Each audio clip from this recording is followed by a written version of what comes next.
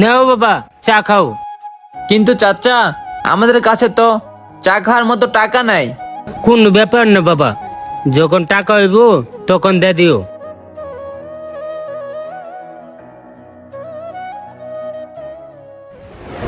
এখন সবকিছু বুঝলি? তাইলে মামা তোর কথাও ঠিক আছে, এক সময় আমাকে টাকা পয়সা ছিল না, এ চাটা খাওয়াইছে, তো এডি তো মামা অনেক আগের কথা। আমরা তো সব টাকা পয়সা পরিশোধ করে দিছি, তাই বলে এখন আমাকে পিছে পড়ে থাকবো? এই সাগর, তুই কিছু কস নাকি লেগা? আরে বেটা, রাব্বি ঠিকই কইছে, এমন গরিব লোক করে প্রশ্রয় দিলে মাথায় উঠতে যা। এই রাব্বি চল চল, আমার আবার চা খাওয়ার ইচ্ছা নাই, যা একটা কফি খামু চল।